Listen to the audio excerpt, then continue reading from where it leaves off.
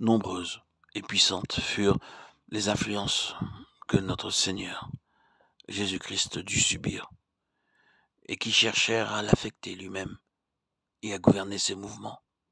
C'est parfois toute la force de l'assaut direct et ouvert de Satan qui veut le convaincre à faire certaines choses nécessaires pour sa cause ou pour la continuation de sa vie physique.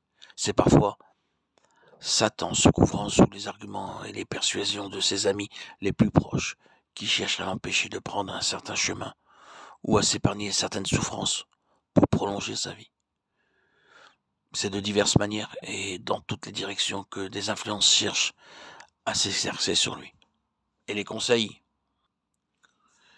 qui lui sont donnés par les siens semblent être si bons. Lorsque par exemple on insiste pour qu'il monte à la fête, on le presse en disant en fait, c'est ce que fait tout le monde. Si tu n'y montes pas, tu feras tort à ta cause. Si tu veux réellement servir ta cause, il faut te mettre en ligne avec les choses admises religieusement. Et tu y perdras certainement si tu ne le fais pas. Tu affaibliras ton influence. Tu restreindras ta sphère d'utilité. Et quel appel sera cela? Si l'on a quelque chose fortement à cœur, si l'on a sur le cœur la cause de Dieu, une chose dont le succès est de la plus haute importance.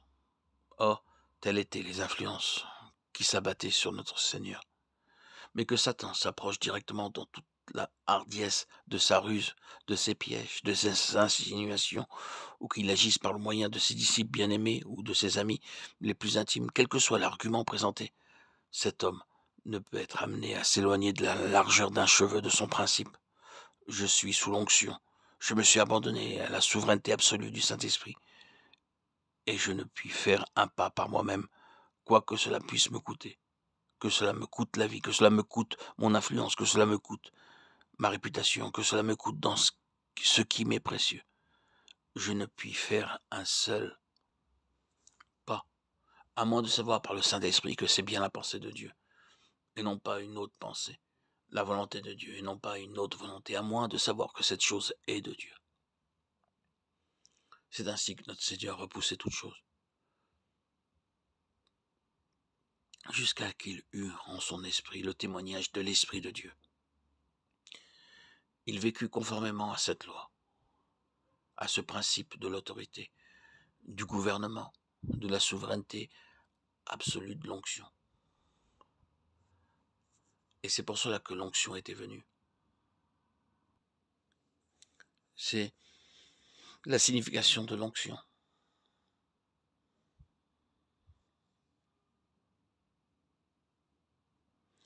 La chose prééminente dans l'onction, c'est que nous ne pouvons faire que ce que l'onction nous enseigne et nous pousse à faire.